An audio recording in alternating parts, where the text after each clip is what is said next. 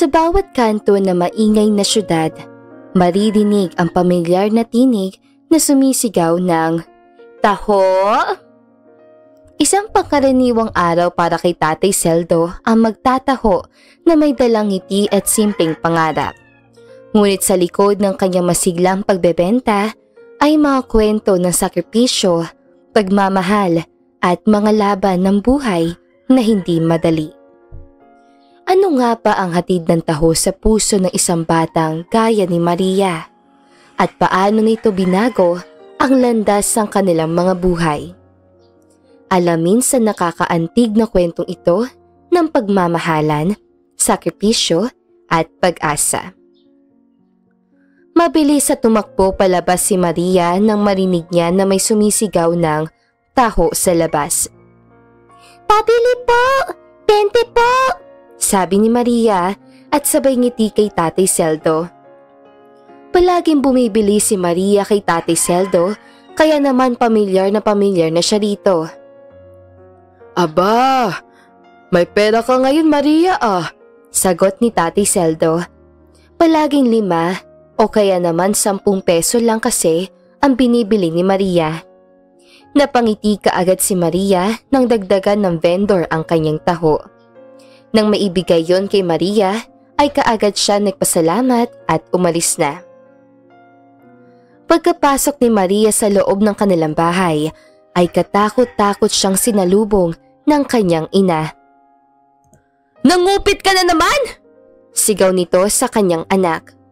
Kaagad na paluha si Maria dahil sa sigaw ng kanyang ina. "Sorry po ma, tulog ka pa po kasi kaya hindi na po kita ginising." Sabi niya. Hindi siya pinakinggan ng kanyang ina at kinuha ang hanger at ilang ulit na pinalo si Maria. Sa kabilang banda ay rinig na rinig ni Tatay Seldo ang iyak ni Maria. Napailing na lang siya. "Kawawa naman. Huwag kang mag-alala Maria. Sa susunod ay libre na ang ibibigay ko sa iyo," sabi niya sa kanya sarili at umalis na. Sa halos 7 oras na nasa kalsada si Tatay Seldo ay 700 lamang ang kanyang nabenta. Kulang na kulang para makasurvive sa isang araw, lalo na at mayroon siyang 5 anak. "Tay, nandito ka na pala. Nakaluto na po ako," pugad ng anak ni Tatay. Tumango lamang siya at pumasok muna sa kwarto nila. Nagtabi siya ng 200 pesos at ang lahat ay binigay niya na sa kanyang asawa para i-budget iyon. "Tay, mayroon pala kaming babayaran sa school. 300 po yun eh," sabi ng isa niyang anak. "Kailan ba kailangan yun?" tanong niya. "Kahit sa susunod pa naman po na linggo," sagot muli. "Sige, susubukan kong ibigay bukas," sabi na lang niya at nagpatuloy na silang kumain. Kinabukasan ay maagang umalis si Tatay Seldo. Nang madaanan niya ang bahay ni Maria ay nagtaka siya kung bakit walang tao doon. Hindi na lang niya pinansin at nagpatuloy na sa pagbebenta. Habang patuloy na naglalako siya at nakita niya si Maria, kaagad niya itong tinawag. "Inabangan kita sa inyo. Wala ka," sabi niya kay Maria. Napasimangot naman si Maria. "Umalis po kasi si Mama kagabi. Hindi pa rin umuuwi. Natatakot ako na wala akong kasama sa bahay," sagot ni Maria. Pagkatapos sabihin niyo ni Maria ay kaagad inabot ni Tatay ang kanyang taho. "Po, pero wala po akong pambayad," sagot muli ni Maria. Napangiti naman si Tatay. "Nako, ayos lang. Libre na para sa iyo." Hindi nagtagal ay hinatid na muna ni Tatay Seldo si Maria pabalik sa bahay nila. At katulad ng inaasahan ay kakapasok pa lang ni Maria ay narinig niya na ito kaagad na umiiyak. Mukhang dumating na ang nanay niya. Napailing na lang si Tatay dahil kahit mahirap ang buhay nila ay hindi niya kayang saktan ang mga anak niya. Kahit pa parte yan ng pagdidisiplina dahil hindi lang ang pagpalo ang pagdidisiplina. Pwede mo itong madala sa maayos sa usapan. Hindi pa siya gaanong nakakalayo sa bahay ni Maria ay nakita niya sa hindi kalayuan ang kanyang anak na si Leonardo. Naka-uniform at nakahit-hit ng sigarilyo. Kaagad nag-init ang ulo ni Tatay Celdo. Kaagad niyang nilapitan ng kanyang anak at kinuha ang sigarilyo. Tay, sabi ng kanyang anak. Halata sa mukha ng kanyang anak ang gulat dahil sa nalaman ng kanyang ama. Umuwi ka na. Mag-uusap tayo kapag nakauwi ako sa bahay. Sabi niya. Ramdam niya kung paano sumakit ang kanyang dibdib dahil sa nalaman. Habang siya ay kayod kalabaw sa pagtitinda ng taho, ay ang anak niya ay nagre-rebelde. Sa sobrang sama ng loob ay hindi kinaya ni Tatay Celdo. Natumba siya, kaya naman kaagad siyang nilapitan ng mga tao. Kaagad siyang dinala sa pinakamalapit na ospital. Na magising siya ay rinig niya kung paano umiyak at humingi ng tawad ang kanyang anak. Kahit na nagising na siya, ay kailangan pa niyang manatili sa ospital para magpahinga. Kasalanan mo to eh! Kung nag-aral ka at hindi nagbubulakbol, hindi mo ospital si tatay! Sigaw ni Carlo. Hindi sumagot si Mario at nakayuko lamang. Talaga bang mag-aaway pa kayo sa harap ng tatay niyo? Galit na sigaw ng kanilang ina. Tama na yan. Mahinang sabi ni Tatay Celdo. Kaagad na pabaling ang atensyon nila na magsalita ito. Muling humingi ng tawad si Carlo at nangakong hindi na yon uulitin. Tay, pagsasabayin ko na po ang trabaho at pag-aaral ko simula ngayon. Masyadong naapektuhan yung katawan niyo dahil sa nangyaring aksidente. Sabi ni Leonardo. Ayaw man pumayag ni Tatay Celdo, ngunit wala siya magagawa dahil kung katawan na niya ang sumuko. Nang makalabas na siya sa ospital, ay ilang linggo rin siyang nagpahinga sa bahay. Hindi yun matiis si Tatay Celdo, kaya naman palihim siyang umalis para magtrabaho. Tagaluto at tagahugas lang naman yun sa katabing karinderya, kaya hindi siya ganoong napapagod.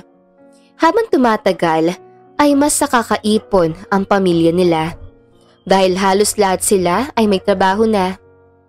Ilang taon pa ang lumipas ay graduate na sa pag-aaral si Leonardo. Carlo, Jose, James at Santino. Kahit ilang beses silang sabihin na wag na magtrabaho ang kanilang ama, ay ayaw pa rin niyang tumigil. Dahil kapag wala siyang ginagawa, ay mas lalo siyang nangihina. Simula na matanggal siya sa pagiging tagaluto at tagahugas sa karinderya, ay bumalik siya sa pagtataho. Ilang ulit siyang bumabalik sa bahay nila Maria, ngunit wala na roon ang bata. Isang araw, isang aksidente muli ang nangyari kay Tatay Celdo. Muli siyang natumba dahil sa katirikan ng araw. Muli siyang dinala sa ospital at doon nalaman na may sakit siya sa puso.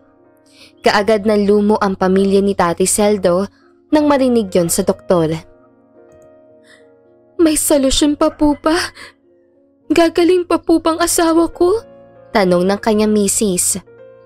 Meron pa po. Ngunit malaki-laki ang kailangan niyong ihandang pera. Sa operasyon, kakailanganin niyo ng 1.5 million. Sabi ng doktor. Pagkatapos sabihin niyo ng doktor ay kaagad na siyang umalis. Ang laki ng kailangan ni tatay. Kahit pagsamasama yung mga ipon natin, hindi yun kakasya. Sabi ni Leonardo. Iisipin pa ba natin yan kung ang priority natin ay ang makaligtas siya? Sagot ni Carlo. Nagtalo ang magkakapatid dahil sa hindi alam ang gagawin. Walang kahihinatnan niyang pag-aaway niyo. Pwede ba? Pag-awat ng kanilang ina. Ang kulit-kulit mo kasi, Celdo. Kung sana ay nakinig ka sa amin, hindi ka na naman mapapahamak. Palagi mo na lang kaming binibigyan ng sakit ng ulo. Umiiyak na sabi ng kanyang asawa. Lahat ng pag-uusap at pagtatalo ay naririnig ni Tatay Seldo. Masakit sa kanya yon, lalo na ang mga binitawang salita ng kanyang asawa. Gusto niya pang lumaban, ngunit ayaw niya rin maging pabigat sa mga anak niya. Ilang araw pa ang nakalipas bago siya tuluyang magising, kaagad sinabi ng kanyang anak kung ano ang sakit niya. Tay, magpalakas ka ha. Kailangan mo pang gumaling at ihahatid mo pa kami ni Lea sa altar, sabi ni Carlo. Hindi sumagot si Tatay Seldo. Habang patagal ng patagal siya roon sa ospital, ay palaki na rin ng palaki ang kanilang bill.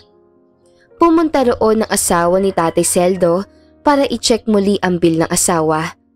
Napaiyak na lang siya na makita na umabot na ito ng 300,000. Isang cardiologist ang lumapit kay nanay.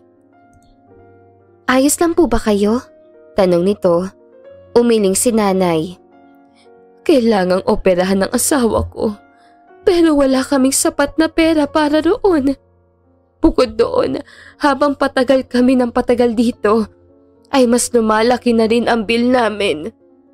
Kaagad ng lambot ang puso ni Maria dahil sa narinig. Pwede ko po ba makita ang asawa niyo? Titignan ko po kung anong case niya at baka pwede kong magawa ng paraan para kahit papaano ay makatulong ako sa inyo, sabi nito. Nagliwanag ang mukha ni nanay dahil sa narinig. Talaga, iha? Naku, salamat! Kaagad silang nagpunta sa kwarto ni Tatay Seldo. Kaagad nanlaki ang mata ni Maria na makita niya kung sino ang nasa kama. Tatay Seldo? Gulat na sabi ni Maria. Nangilid ang luha ni Maria dahil sa nakita. May malaking parte sa puso niya si Tatay Seldo dahil palagi siya itong binibigyan ng taho noong bata pa siya. Hindi niya inaasahang dito pa mismo sa ospital sila magkikita. Tay, kamusta ka na po? Ako po ito, si Maria, yung batang palagi niyong binibigyan ng taho noon. Napangiti si tatay na marinig yun. Nangilid ang luha niya at niyakap si Maria. Ang laki-laki mo na. Tumango si Maria. Isa na rin po akong doktor. Pagmamalaki nito. Tay, nabalitaan ko po yung nangyari sa inyo. Malungkot na sabi nito. Gusto ko po kayong tulungan. Kung okay po sa inyo ay ako mismo ang mag-oopera sa inyo, sabi niya. Wala pa kami pera, iha, sabi ni tatay. Huwag kang mag-alala, tay. Ako na po ang bahala roon. Kaya magpagaling ka na po ha. Para malakas ka sa operation days mo, sabi niya muli. Napangiti silang dalawa dahil sa naging usapan. Nang makaalis si Maria, ay kaagad sinabi ni tatay yun sa pamilya niya. Lahat sila ay natuwa dahil sa kabutihang loob ni Maria. Ngayon ang tanging gagawin na lamang ni tatay ay ang magpalakas. Isang linggo ang nakalipas mula ng pag-uusap nila ni Maria. Palaging dinadalaw ni Maria si tatay at binibigyan pa ng mga prutas. Ngayon din ang araw na ooperahan siya.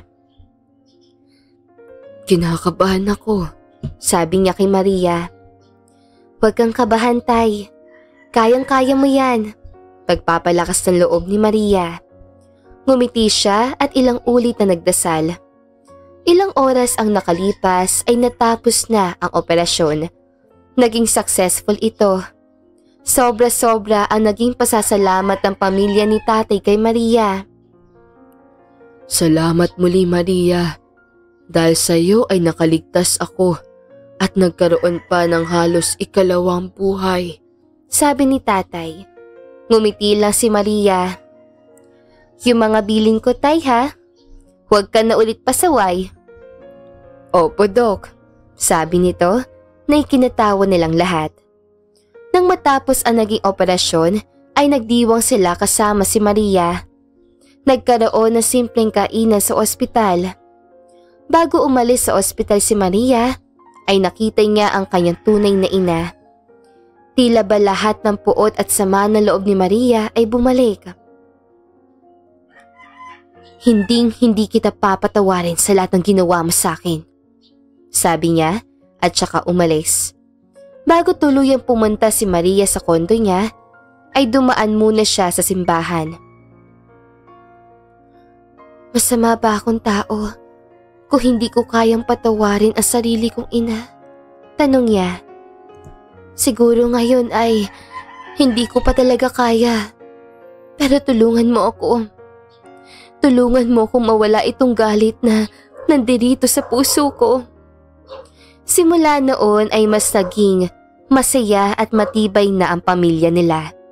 Hindi lang dahil doon, para na rin sila nadagdagan ng bagong miyembro. Iyon ay si Maria. Salamat, Tay. At natagpuan ulit kita. Ngayon ko na lang ulit naramdaman na may nagmamahal sa akin, sabi ni Maria. Napangiti lamang si Tatay. Hanggang ngayon ay hindi mo pa rin sinasabi sa akin kung paano ka umasenso ng ganyan. Banggit mo rin sa akin na hinahanap ka na magulang mo pero hindi mo sila dinadalaw. Napabuntong hininga si Maria. Nung 15 years old ako noon, Tay, nahuli ako ni Mommy na may kasamang lalaki.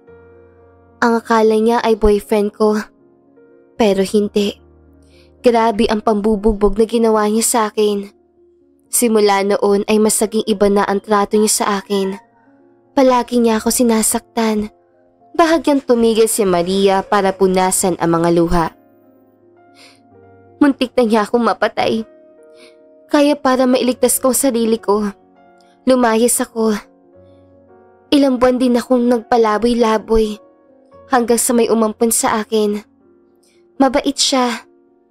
Minahal ako kaso namatay din siya. Kaya ko pinursu ang pagdodoktor. Ayoko nang mawalan pa ng mahal sa buhay. Napakabait mong bata, Maria. Na kahit ganyan ang kinalakihan mong magulang ay hindi ka tumulad sa kanila, sabi ni Tatay Celdo. Ngumiti si Maria. Siyempre naman, Tay.